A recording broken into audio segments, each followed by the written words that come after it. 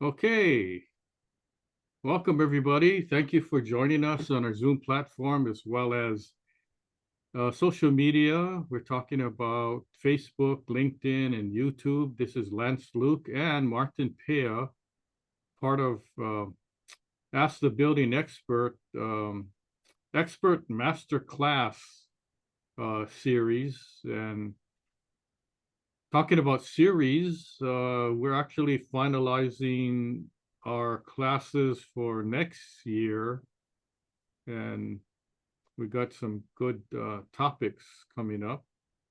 But the topic today is the issue of the workmanship, the definition of good workmanship in the construction industry or in construction period. So um, this webinar is presented by Construction Management Inspection. That's probably the only so-called commercial we're going to do. I'm advancing the slides here, which are in every presentation. So what is the definition of good workmanship anyway? There's a lot of different ideas or explanations about even workmanship, good workmanship, bad workmanship, mediocre, poor, whatever you want to call it. I'm going to be giving a little rundown before I go into the formal part of the presentation, just to get understanding. So in the construction world, the phrase good workmanship is often used to denote quality and reliability, but what exactly does it mean?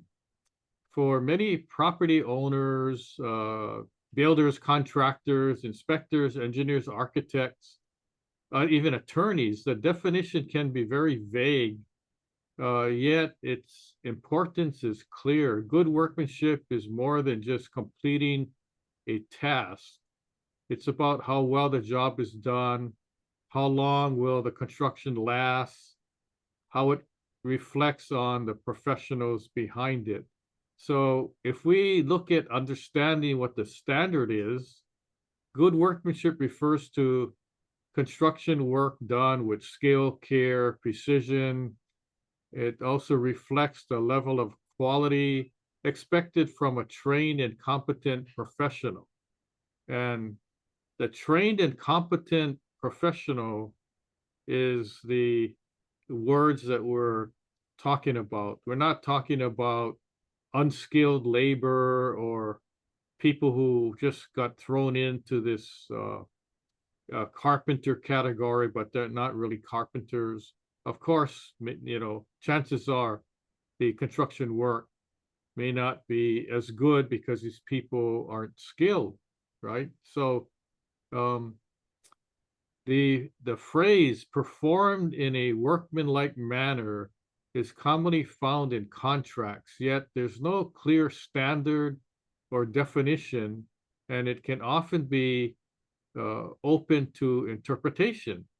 And I do expert witness work uh, in construction defect litigation, and I see this coming up all the time. Both parties have a different meaning of good workmanship and what the standards are. So, unlike the building codes, which set the minimum legal standards for health and safety, good workmanship is about achieving a higher level of excellence. It encompasses the appearance, alignment, finish, and overall quality of the work. So there's a difference between um, compliance with the building code and good workmanship. And as I go through the presentation, I'll explain. Code compliance versus quality work. One of the most common misconceptions in the construction industry is that when something passes inspection, it equals that the job is well done. In reality, building codes are designed to establish the lowest acceptable standard required by law. And this, when I say lowest, this is minimum standards. No, the building code doesn't address maximum standards or a higher standard than a minimum standard. So in certain cases, the building code is not a good direct indicator of good workmanship or craftsmanship. A project may pass a code inspection and still reflect poor workmanship. For example, a tile floor may technically comply with the building code regulations, but what if the tiles are misaligned, uneven, you got missing grout joints, things like that? It actually signals a lack of care and attention to detail, right? The code is minimal. And that's a key point. It's minimum standards. Good workmanship is what separates the basic compliance from professional quality results. Now, takeaway, how do you recognize poor workmanship? Well, sometimes it's obvious, right? You look at the wood, if it's new construction and there's a lot of knots, there's a lot of holes in the wood. Maybe they didn't use the correct lumber. Okay, they used the cheaper lumber or the lumber that people want to throw away. Also uneven finishes, sections that don't line up. If you have trim boards, things like that, and where the boards are connected together, maybe you have large gaps in the joints or caulking failure. Maybe the joints aren't caulked or the caulk is coming out. Misaligned fixtures or tiles, cracks or surface defects in like a countertop or concrete slab, or construction work that fails prematurely. And in a construction defect situation, there's three main points here that constitute what a construction defect or the causes of a construction defect. One is the design. Maybe the architect or engineer didn't design something properly, and that's why there's a failure or there's a problem. The other thing is that maybe the material was wrong. Maybe there's too many holes in the lumber, or the piece of 2x4 is warped and should not be used, or the paint is wrong color because it was not tinted properly, or things like that. So that's a material defect. So you have a design defect, material defect, and what's the other defect? Workmanship. Okay, so I'm not talking about a design flaw or error in this presentation, or I'm not necessarily talking about a material defect. I'm talking about workmanship, labor. Okay, so the issues that typically arise when projects are rushed, labor is maybe inexperienced, or proper supervision is lacking, they didn't have enough inspections done, communication breakdown, unclear expectations, and these things can contribute to workmanship issues. Key point, inspection and documentation really matters. Why? Well, ensuring good workmanship requires active oversight throughout the project, not, oh, we'll look at it when they start, and then when they finish, we'll come and look at it again. Well, what happens during all those weeks and months while the house is being built or the building's being built, if no one's going there to check, how do you know if the plumbing or electrical or anything else is installed correctly? You don't really, right? So that's the key. Regular inspections are needed. So inspection should be performed at key stages. Like let's talk about building a brand new house. You got your foundation, concrete slab, you got your framing, roofing, electrical, then plumbing, rough-ins, drywall, all your finish work, your electrical, plumbing finishes, and any other carpentry finishes. And then also you might want to use certain tools to verify alignment, level, and fit. One of the first tools you would use is your own common sense and your your eyes looking at things. And if something doesn't seem right, if things aren't level, the tiles don't exactly line up, they're kind of off. I mean, that's already a red flag. Okay. Um, and then you need to document very closely. And documentation is not only writing things down, right? Documentation is writing, but it's also uh, taking photographic evidence. So um, photos or video. And when I say evidence, I'm using that in like, wow, what happens if there's a dispute? It ends up in a lawsuit. We need that for evidence. So initially, when you're taking photos or video, you're not calling it, doing it for evidence, right? You just kind of keep track of, because if the contractor hears the word, then they're going to get all bent out of shape, maybe. Okay. But it's your property. You have a right to take photos and video and bring in your own inspectors and whatever you want to do. So documentation is very important. Contractors, homeowners, inspectors should take photos, keep daily logs. If you're not there every day, weekly logs. If you're only there once a month, monthly logs. Maintain your punch list to track progress. What is a punch list? A punch list is just a list of things to be done, right? You know, like Martin um, gets from his wife Jean a honey-do list. That's like a punch list, right? Honey, do this, but you don't call your contractor honey. You just say, hey, I got things that I noticed. There's a nail sticking out. Can you pound it in? You know, that could be a punch list item. So your punch list, you track progress and identify issues early on. You don't want to wait until the house is finished and, oh, by the way, I noticed that the plumbing pipe didn't look straight. Oh, well, where is it? Oh, well, inside the wall. Well, how do you expect the contractor to fix that if he already closed up the drywall? So you want to do it in stages. And then you do a final walkthrough at the end, so have everything signed off to confirm that the work meets expectations. But that's not the final end all. So even if you're a homeowner, and let's say you do a final punch list with the developer, just because they called it a final punch list, that doesn't mean it's final. You can always go back to them and ask for stuff to be done. And I'll talk about that probably at the end. So documentation is not just a best practice. It can be a lifesaver in the event of a dispute.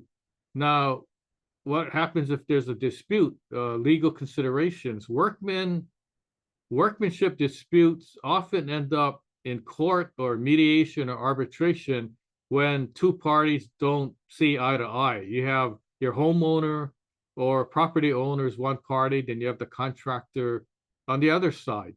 And one party is not happy with the final result, so they bring it up.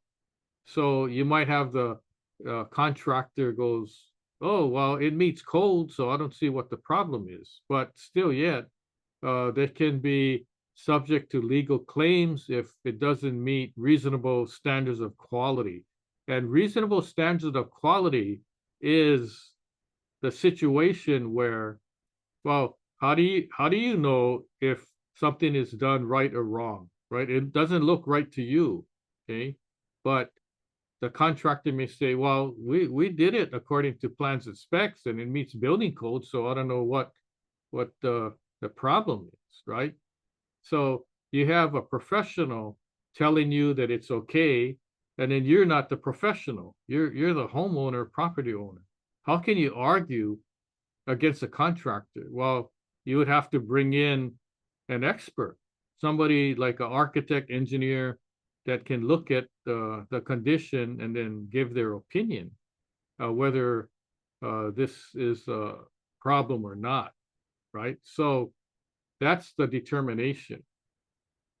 So in such cases, the courts rely on expert witnesses to explain what a skilled professional would typically deliver under similar conditions. So without written standards, contractors risk being held liable based on subjective expectations. Likewise, without written standards, the homeowner risks being held um, in a situation where the homeowner is going to be wrong, right? So you need to button things up in the contract. But in order to prove whether something was right or wrong, right, the expectation would be, okay, if I bring in, let's say there's a problem with the roof, and the roofer says, no, there's nothing wrong, right? So if you bring in one or two other roofing contractors to take a look, and if those roofing contractors say the roof is wrong, that's going to be your standard, not the standard where the actual roofer did the job. So in a common definition of what the standard is, what the good workmanship is, good workmanship is if other contractors doing the same type of work give an opinion that the work is not good, then that's your standard, not just the contractor that did the work saying it is good work, right? So you're getting other professionals involved. Okay. So how to ensure good workmanship on the job, whether you're building a brand new house, a building, or adding an addition, or renovating, or whatever. It's all the same, okay, construction work. Achieving consistent quality begins with planning and clear communication from the start. So here's some key strategies or takeaways. You want to include specific workmanship standards in your contracts, okay? And just a line that says the contractor's gonna use his best efforts to attain good workmanship. Okay, that's good, but you want to expand further in that, then I'll talk more about that. So include specific workmanship standards in your contract. Clearly define what is considered an acceptable finish. Okay, so you're getting into the weeds here, which is needed. You want to be specific, right? Hire qualified subcontractors with proven skills. So don't just hire the general contractor. Let's say you're building a brand new house. Don't just accept the contract. Ask the contractor, who's your subs? I want to know who your roofing contractors. Can you name your roofer, electrical, plumber, and anybody that you're going to sub work out to? If you're not doing the work yourself, make a list. I need the names. I need their contractor licensing and all that. Then you can check. Because the general contractor could be excellent, could have an excellent track record, but what if he wants to go cheap and he hires these low quality subcontractors? Then you're not going to get the good product that you paid for. Also, conduct routine control checks. If you don't have the time, or maybe you're not skilled enough, hire somebody to go and check once a month. I know I've been hired to go check out multi-million-dollar houses, and they want me there every week. So I go once a week. Sometimes they say, I need you there every day. I said, okay, well, then you're going to pay me for every day, right? And then you want to set it from the start. Make sure that before the job starts, you should tell the contractor, hey, look, I just want to give you the heads up. I hired a professional inspector. That guy's going to be here, going to be looking at the work, taking pictures, talking, asking questions and all that. And if the contractor says, okay, fine, all right, then you're good. In fact, I would set up a meeting, and then so they can introduce each other. Because the last thing you want is some stranger going to the job site and the workers are all looking at them going, ooh, who the hell is that? You know, is that the OSHA guy or DPP inspector, whatever? So they get to know. And then when I get hired, I go meet with the contractor and tell them, hey, you know, we're on the same page, okay? We're here to get the job done. I'm not here to make your life miserable, but I just expect good work. That's all. And then, you know, it's better than, you know, strangers, okay? So Hey, Lance, this is yeah, Martin. Yeah. I just Yeah, wanted to check I don't see the slides. I'm not advancing the Oh, slides yet. oh, okay, Yeah. okay. Oh, Sorry. now that you mention it, I can advance the slides. I was Oh, just giving like a overview. prelude talk before I Got get it, into the slides. got it. No problem. Before I forget, I kind of took some notes, right? All right. Okay, so do Thanks. you see the slides advancing now? Okay, so good thing I got Martin as a, behind the scenes guy, because I could be talking and good thing I didn't say, okay, slide 21, and like, whoa, wait a minute, we didn't even go to slide 2 yet. So I just wanted to give a little prelude to what I would be talking about. So here we go. Thank you. So what is good workmanship? Okay, it's more than getting the job done, uh, performed with skill, care, precision, reflects trade standards and professional pride, and often referred to as workmanlike manners. So good workmanship and workmanlike manners kind of the same. Okay, it's the same ball of wax here. So it's more than just getting the job done, right? So this is why it matters. You want trade standards and professional pride. Trade standards is a key. So there's always like for each kind of building component, concrete, roofing, electrical plumbing, there's separate trade standards. There's each of these building components have an association, if not one, two, or more. Okay, so let's talk about roofing. There's several roofing associations, and what are their standards, right? So you want to make sure that whatever is being built in each component, roofing, concrete, electrical, plumbing, and so forth, follow the professional trade standards by these national associations. It could be even local too, right? So what happens if you use these trade standards and the contractor has to follow them?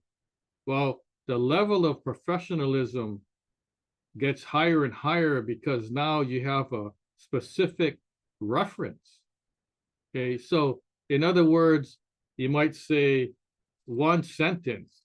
Okay, the contractors follow professional trade standards by each trade organization, national trade organization. And you can make a list, say roofing, concrete, electrical, plumbing, cabinetry, tile, countertop, to drywall. I mean, that's fine too. And it doesn't matter if your list, exhibit A, is 4 pages long. If the contractor wants a job and he knows he can do good work, he should have no problem saying, oh, I have no problem. I do this all the time. I meet every single trade standard. Okay, fine, sign here. Okay, let's talk about building code versus quality standards. Okay, the code, as I mentioned before, is minimum standards. It's not above minimum or it's not maximum standards. Basically, the code is for public safety. So the building code ensures safety, legality, and basic performance. It's required by law, but often vague on quality. Okay, so you could have tile, floor tile, right? And there's a section on the building code regarding floor tile.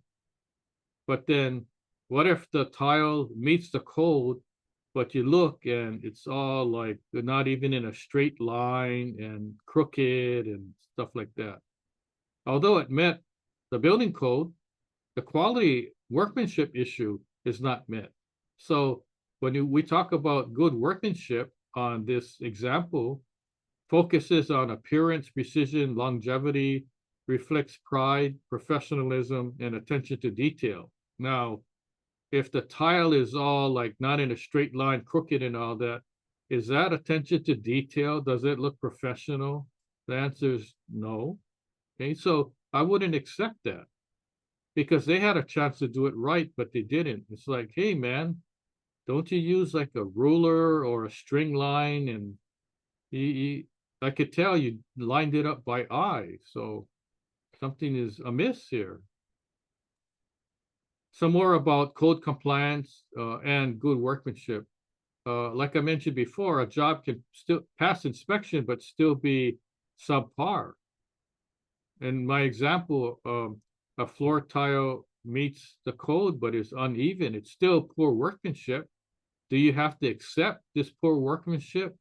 No, you don't. But make sure that in your contract, there's no out for the contractor where he says, well, it doesn't say that I need to make the tile straight or do this or do that. Well, it's kind of obvious, right? So best practice, aim for both code compliance and skilled execution, right? You want the job done right. So here's a case example, a roof. It passed code, but still poor work. The roof is installed, but the shingles are not aligned properly. Okay. What happens if the shingle in a heavy wind, it blows off the roof? Okay. I could cite that it's both a building code issue and a poor workmanship. Why? Because the building code doesn't say you can install the roofing shingles and make it so loose that if heavy wind comes, the shingles blow off, right? It doesn't say that. So what happens if there's no code violation, but the homeowner's not happy? Okay. Well, that becomes an issue. And then sometimes it gets into arguments. And sometimes the arguments escalate and it cannot be resolved. And it ends up going through mediation, arbitration, or even litigation. I'm working on a couple cases right now where the two sides don't agree. And the basis of the lawsuit is the contractor took too long to finish the job, but some things weren't done properly. Okay, so that's an issue that has to be resolved. Poor workmanship, the code still passed, but still poor work. Then what happens? You got complaints, it might lead to legal action. And then you have to document, like, why is this condition poor workmanship, right? Oh, the house is still standing, it's not going to fall down. Oh, but if you look at the concrete, there's cracks and all that, and you can tell that it was poor attention to detail. Here's some signs of poor workmanship: unfinished, uneven finishes or gaps, misaligned components, like you have bricks and the thing's all out of alignment, premature material failure, maybe drywall plaster, they put too much water in the mix and it's like falling off the ceiling, sloppy work. You look at the brick work and there's holes in the grout and it's like somebody worked too fast. Common causes of poor workmanship: time pressure, fast tracking. Oh, we got to get this house finished. We got to get this building done so we can move on. Inexperienced labor, there's a labor shortage. Weak supervision or no supervision. Lack of defined standards. So how would you do an inspection to make sure that things are according to what it's supposed to be? You conduct phase inspections, use levels, squares, gauges. I don't expect homeowners to be doing this thing, but if you hire a professional, they're going to have the necessary tools. Compare finished work to your drawings, your plans and specifications. If it doesn't match, well, it may be a problem. Engage third-party inspectors when needed. So you might want to consider getting a third party if you really want to make sure, if you think that you cannot inspect it on your own.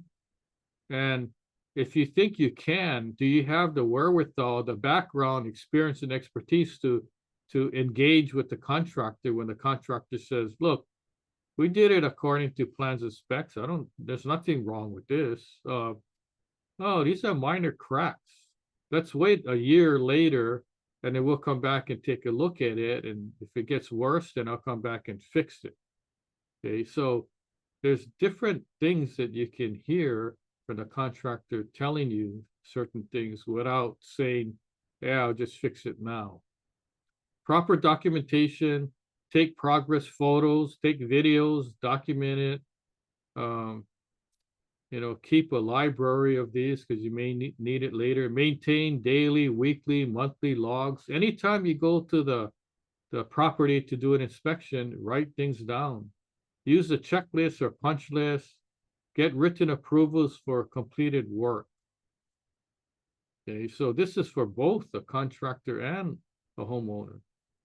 When workmanship problems become legal issues, disputes because there's vague terminology in the contract, claims over poor or incomplete work, lack of documentation, weakens your case. If you have to prove something and you don't have anything in writing, it's going to be hard to prove, right? Expert witness may be called to define what a reasonable standard is, standard of care or workmanship standard. Court rulings on workmanship issues, drywall job passed inspection but looked poor, contractor responsible. Roof installed wrong despite following code, the client awarded damages. Courts expect both compliance and quality. It can go either way.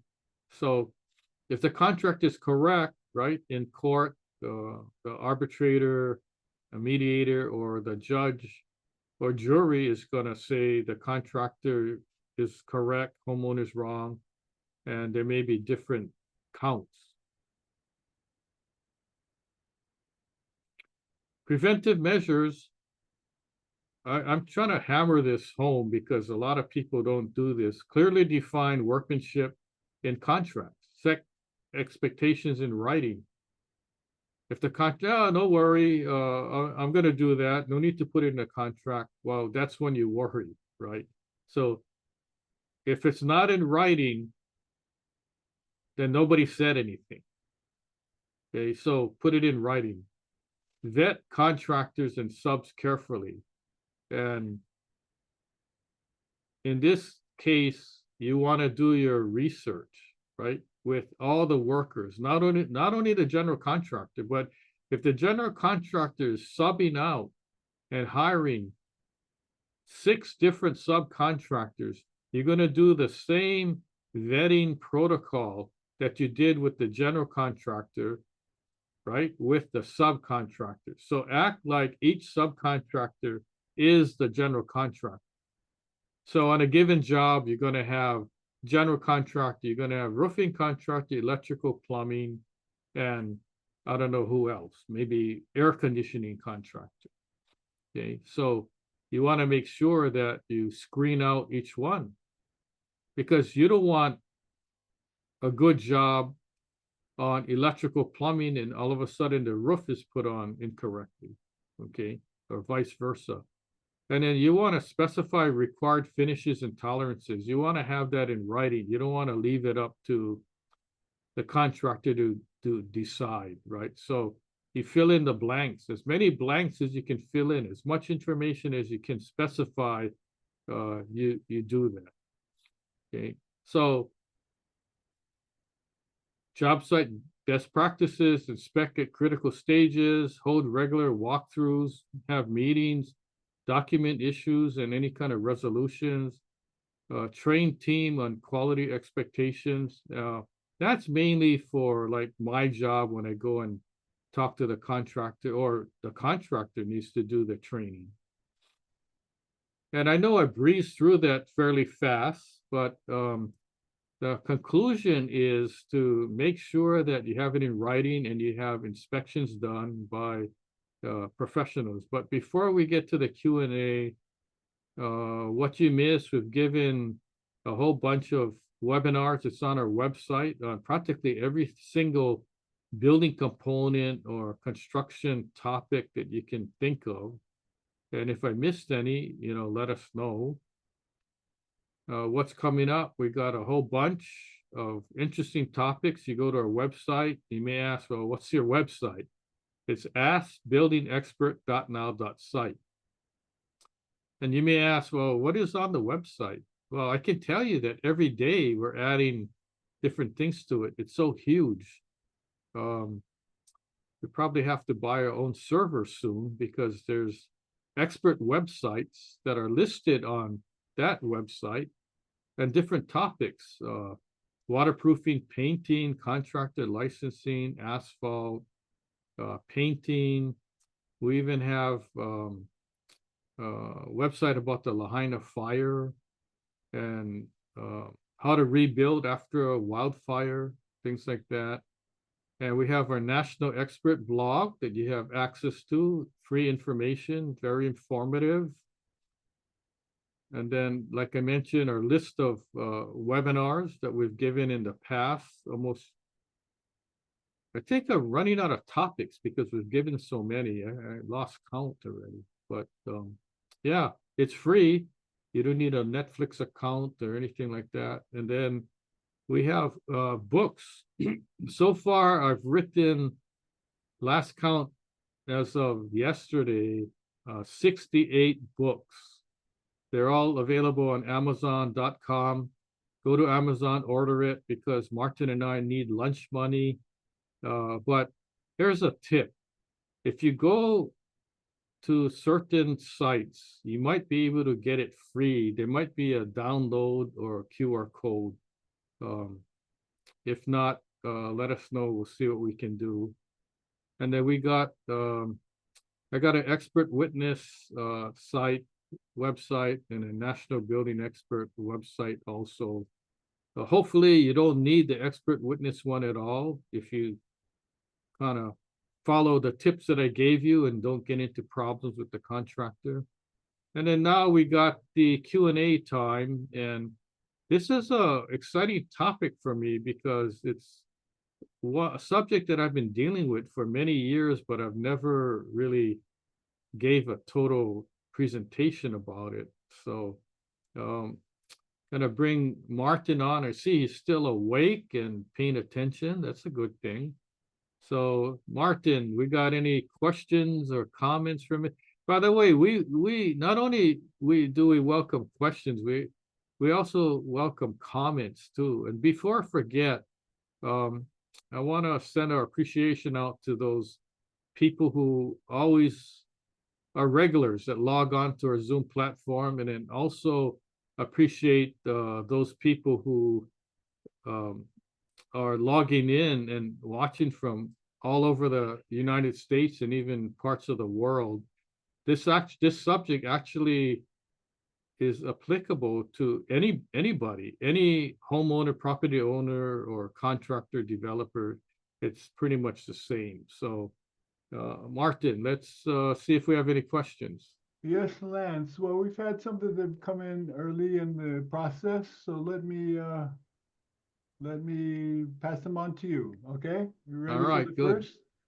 The first one is, how can we clearly define good workmanship in our contracts to avoid disputes later on? Here's how you do it, right? You get a sentence or paragraph that defines good workmanship, and you insert that into your contract. The other thing is that you can reference National Association standards for different building products, such as roofing, electrical, plumbing, drywall, tile. Almost every single building component, there's actually an association, a national association, and you can reference those standards. In general, you can reference this standard. It's the National Home Builders Association, and they have their standard too. Okay. Additionally, there's a organization called CSI, Construction Specifications Institute. And if you put in language that the contractor is to follow these standards, then you're pretty much covered. So in other words, if the contractor says, if there's a dispute, well, I did it the way that I normally did it for the past 40 years. Well, but you didn't follow this specific standard that's referenced in the contract, right? So more power to you. if there's reference documentation, rather than making something up. Hey, it doesn't look right to me, right? It doesn't look right to you. The contractor may say, well, it looks right to me. But if you have the standard in writing, you can say, look, here's the standard. Here's what it says. You have to follow this. Okay, so it helps you along. The more backup information you have to back yourself up, the better. You're in a way better position. Otherwise, you're going to be left hanging. And then who's to believe? If somebody were to say, well, Mr. Homeowner, are you a contractor? Are you an engineer? Are you an architect? How much experience do you have building houses? How much experience do you have or expertise in this particular field? And if the answer is no or not much, well, the contractor has been licensed for 40 years. So I would tend to side or believe the contractor, right? So that's where you need help. So a third-party inspector can come in and be your eyes and ears for you, right? People aren't specializes in every single thing. So that's why, especially now, that's why there's attorneys, because people aren't going to go to court and represent themselves, right? They don't know what the legal procedures are, how to write a complaint, how to even go to court, right? I know what to wear when I go to court, nice coat and tie, but other than that, I don't know what to say. And that's the homeowner talk. So, okay, good. Anything good. else? No, good answer, Lance. Yeah, we get several other questions here that have come in. So let me get to the next one. What steps can property owners take during construction to ensure workmanship meets quality expectations, not just code? Okay. One way, like I mentioned, would be to do a walk around or take a look. If you're building a house or addition, well, if you're living at the house and you're doing renovation and building an addition or ADU or whatever, you have the prime opportunity because you're already on the property.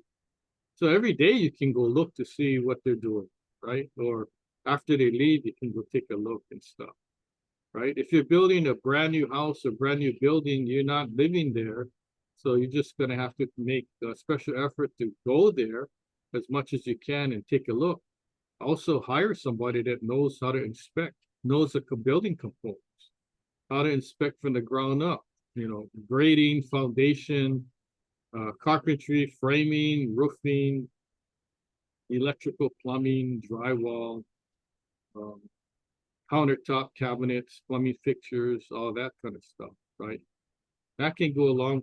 I mean, you're spending hundreds of thousands of dollars in improvements to the house or building a brand new house, right? What's thousands of dollars more to hire a professional coming in to do an inspection? And people call me and say, oh, I, saw you on Facebook or attended one of your webinars and I need you to want to hire you to inspect my house. Okay, good. What's going on? Oh, it's a brand new house, 2,500 square feet. When can you come out? I said, oh, what stage is it in? Oh, the contractor just finished it last week. And like, that's not really a good time for me to inspect. Well, it's a better time than not having an inspection, but it would have been better if I inspected like when you poured the concrete slab or when you did the framing. I said, I can't tell what's electrical plumbing inside the drywall or what's inside your attic and stuff like that. And they're going, oh, I didn't know that we had to get somebody. So slowly the word's getting out, right? And then I tell them, okay, well, that's fine. I can still come and do the inspection, but where's the reports from the architect or engineers while the house is being constructed? Oh, they didn't come out. They just like, they told me their job was just to do the plans and that's it.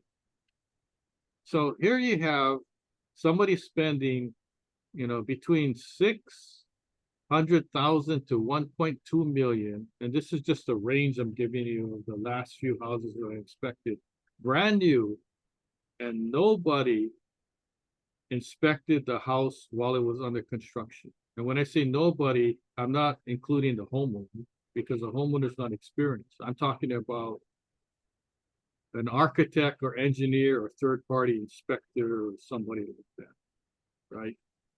So let's take $1 million. So the homeowner spent $1 million building a house, and he doesn't know what or how the house was built, whether it was built properly or not.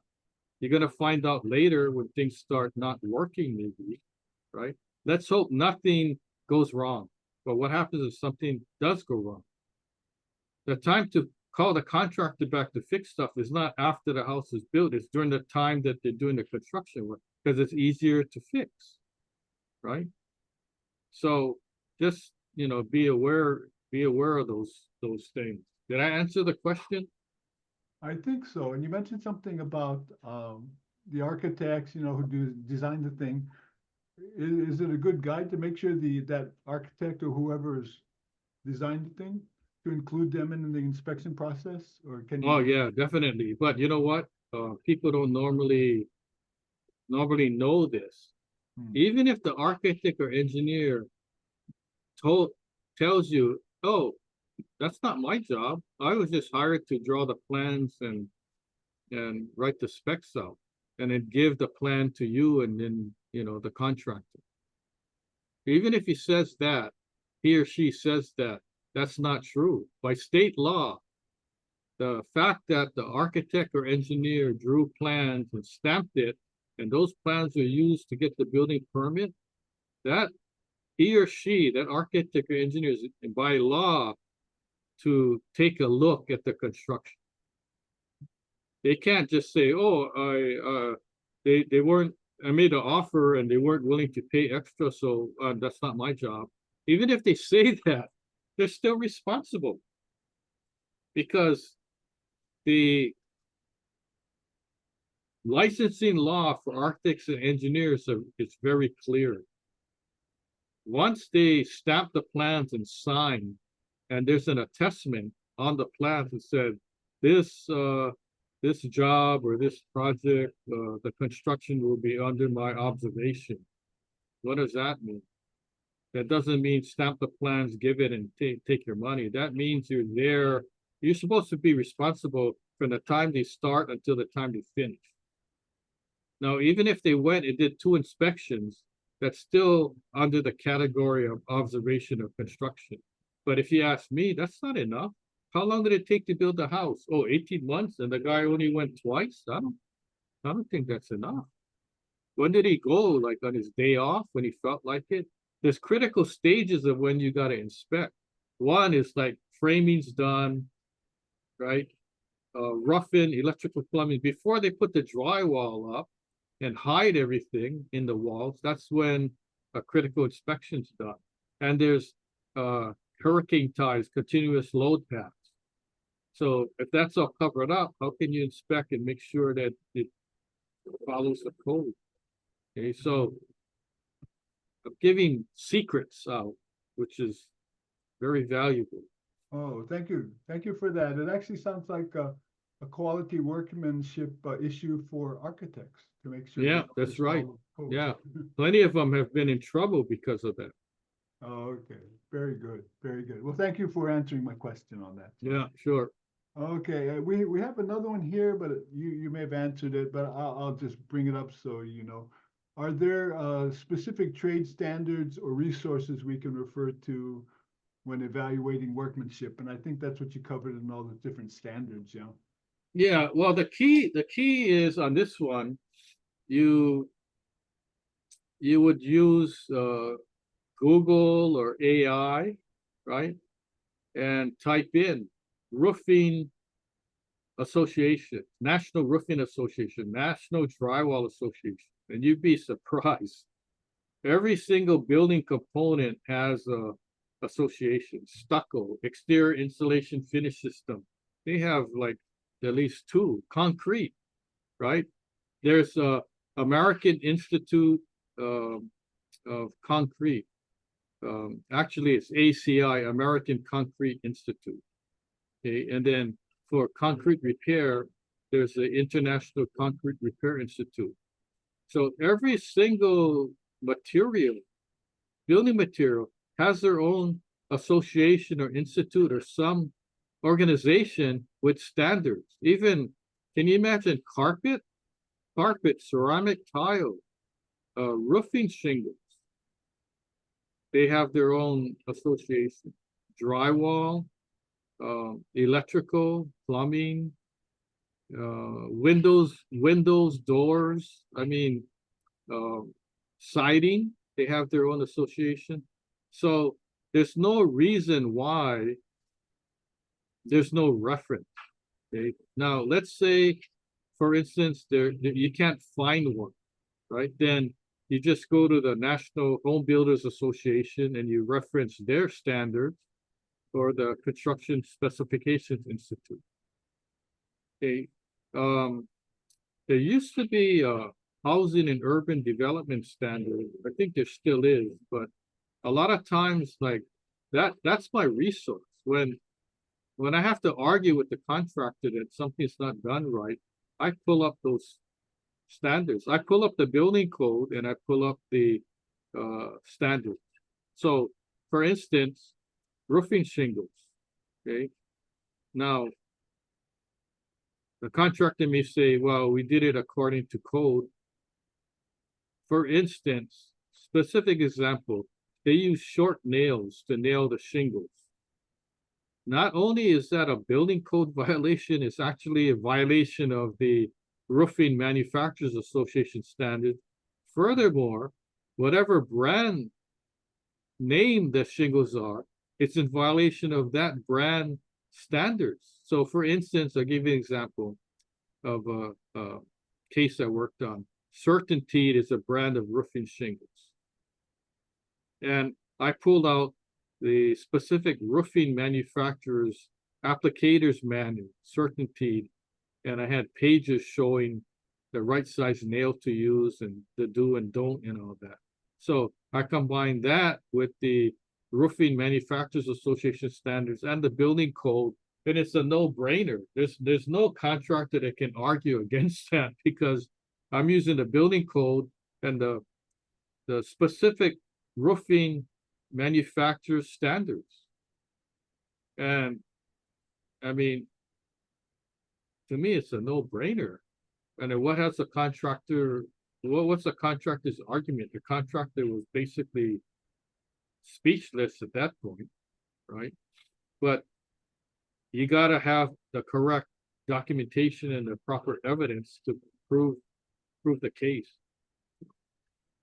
Anyway, I kind of expanded on that, but Oh, that's good. It's a good expansion. It made me realize from one of my experiences is that like it comes down to the minimum standard is for the materials is like installation procedures kind of spell out the proper way to install the things and all that kind of stuff too, whether it's tile or shingles or whatever. So that's actually what you're talking about as far as those standards and fallback. You know, you can really see if they did it right, you know, in the install process too of whatever the materials is and that kind of stuff. yeah, that's right. If you meet the contractor at the house and he looks at the roof and goes, I don't see anything wrong, right? Hmm. The shingles never blew away, so when the shingles blow away or whatever, then call me, then I'll come back and take a look, right? And that sounds good, but it's like, oh, wait a minute. I want to double check. How long is your warranty? What's the warranty period?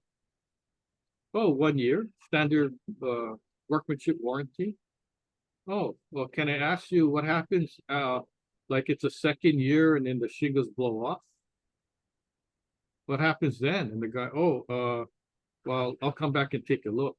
Oh, that wasn't my question. My question has to do with warranty. Is your warranty covering the shingle that blew off after 2 years when you have a 1 year warranty? And then finally he would say, no, it's not covered contractually, but I'll come and fix it. Oh, okay. Well, that's nice of you, but let me ask you another question.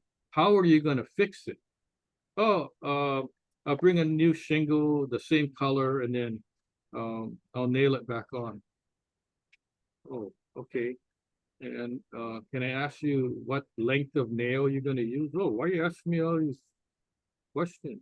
Well, it's because the whole roof you didn't use the right size nails. And then, yeah, I'm not talking to you. He gets in his truck and leaves. And what can you do? Some contractors will gladly cooperate, some won't, and some just say, you know what, sue me then. Because chances are the homeowner's nice and they don't want to sue.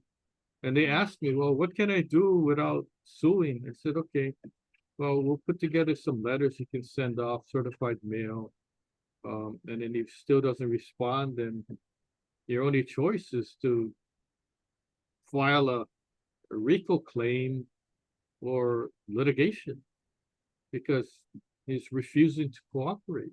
So Oh, okay. anyway, Yeah, any other I think I got questions? you off track. So we still get a couple of questions that came in. So let me ask these last two that we have here. The next one is, what's the best way to document poor workmanship for legal or insurance purposes, which is kind of what you're leading to. No, write things down. Write things down. Take a picture of it or video, and then you have for each item, right? Hopefully there's not that many. So let's say there's 5 items that you notice is a problem. Write each item down, take a picture of it, maybe a little history, and keep it on file because these are the items that you're gonna need to talk to the contractor about and get it resolved. Okay, very good. Thank you. And the last one I see here is, how do you handle situations where the work passes inspection but still doesn't meet client expectations?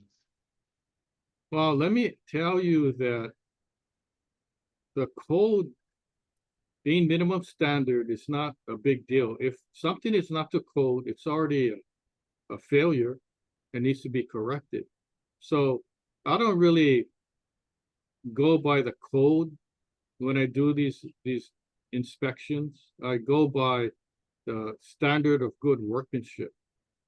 Because if something is not done correctly, then you can go back and say, well, does this meet code or not? So I my approach is that I'm not looking for building code violations, so to speak.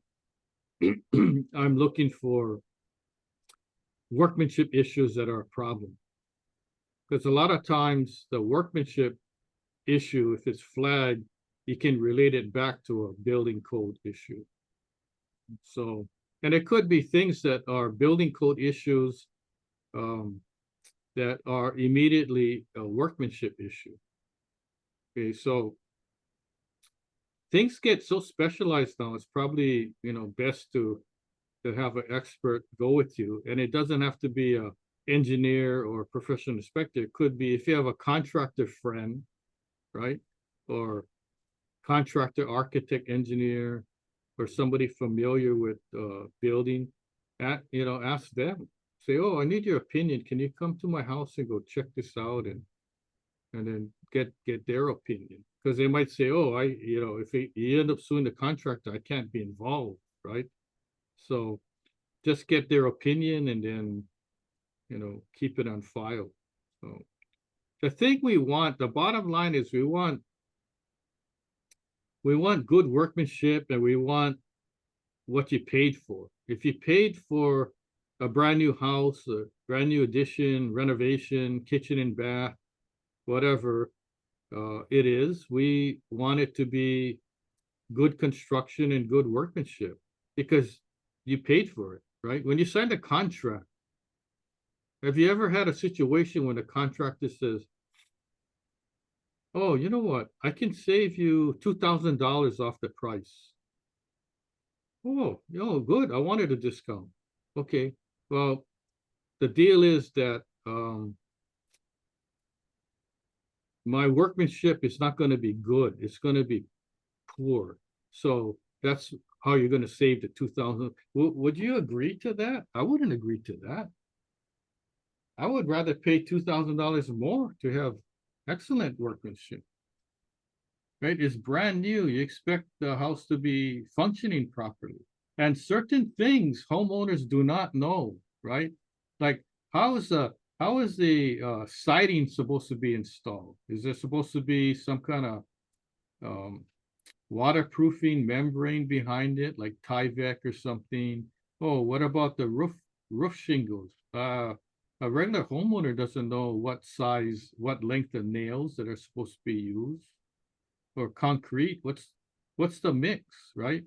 They're pouring a concrete slab. Oh, how come it's cracking and all that? And what happened is the homeowner had pictures that they showed me. And I said, wait a minute, you took these pictures after they formed. I just see dirt. And they poured concrete. Yeah, there's no rebar. So here's an example of a homeowner taking a lot of photos, and I could use the photos.